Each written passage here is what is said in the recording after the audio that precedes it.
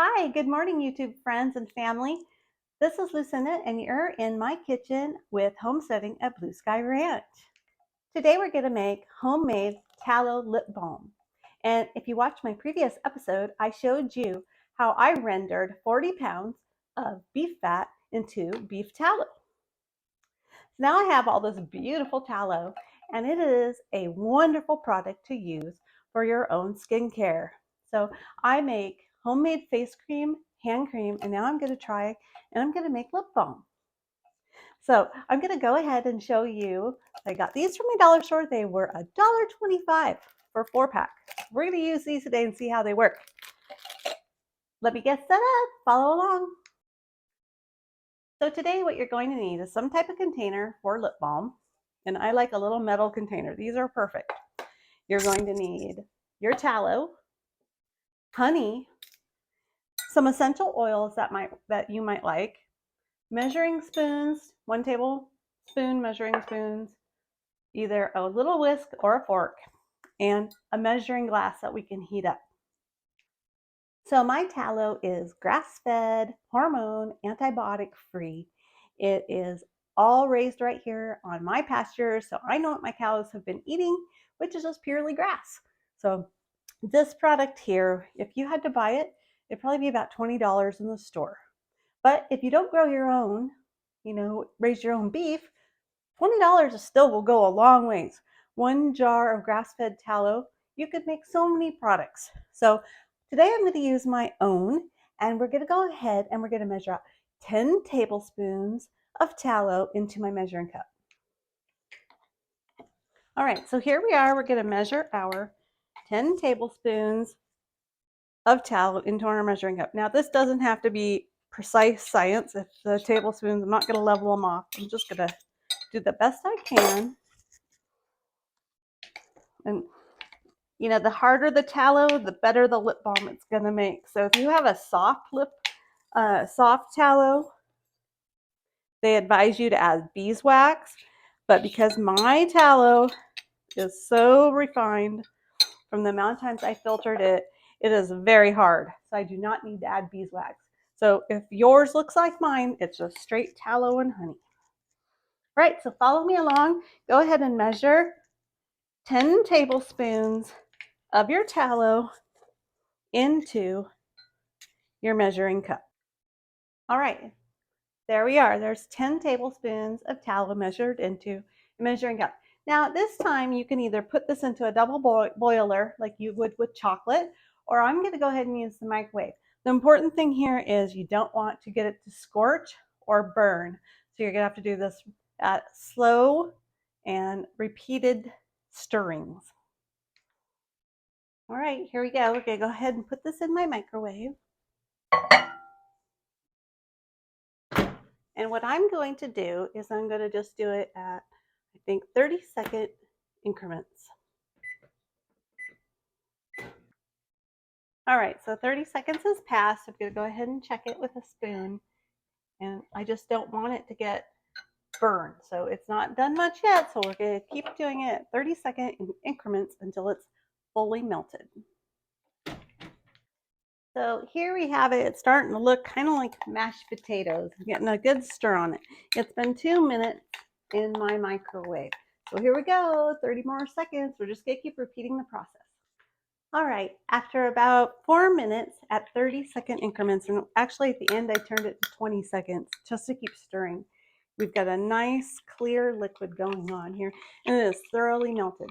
Now we're gonna go ahead and add 4 tablespoons of honey. All right, so you need 4 tablespoons of honey.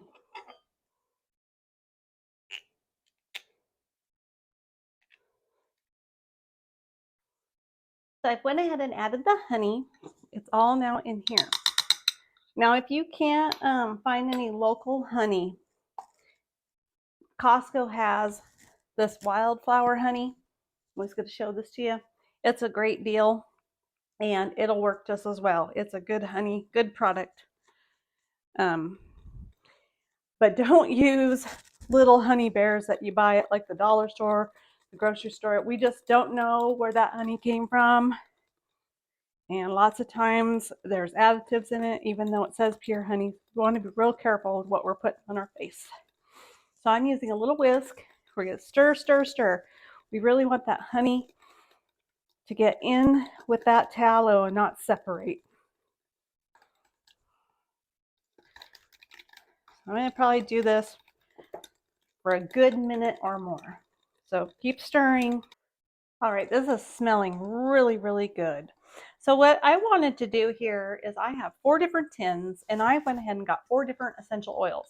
So I picked what from my little basket of essential oils is I have grapefruit, I have a lemon, I have a basil, and what else did I have? Peppermint. So I'm going to make 4 different types. So I have really got this stirred. So I'm going to go ahead and open one of these. You can see it's a nice size. So I can probably, let's just put it right into there. Just like that. Now let's do the peppermint first. I'm going to add 15 drops into this.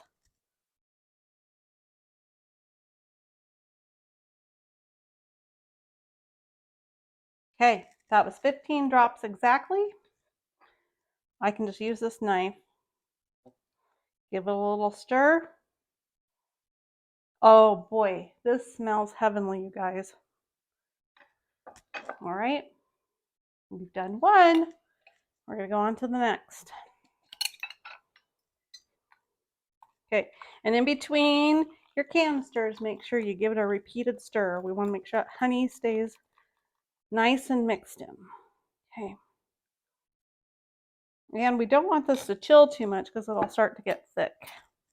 Okay, this is grapefruit, so I'm going to make sure I don't get these mixed up. I'll put them right next to each other.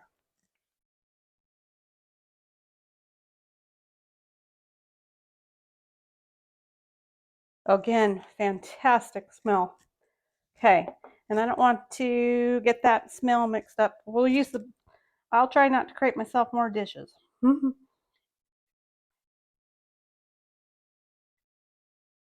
I did about 10 stirs there. Okay, there is grapefruit. All right. Okay.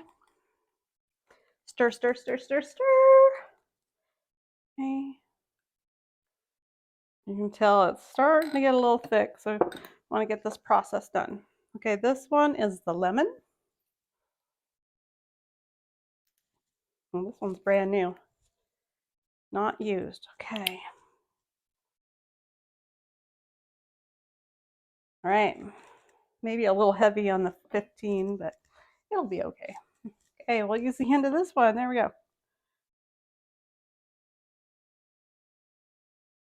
Ooh, I wish you guys could smell this. Okay, there's lemon. Okay. And then this last one, should we stir? All right. And the last one I have here is basil.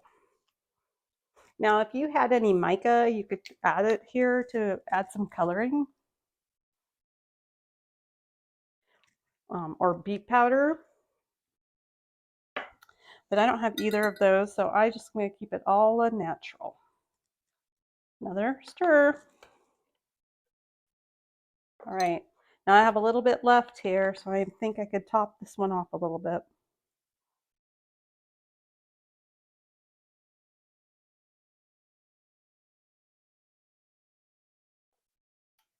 All right, you guys, are those not beautiful? Beautiful. All right, so you need to put these in the fridge so they harden up, but first of all, we'll need to make a little note of what flavors I did. So the first one I did was peppermint.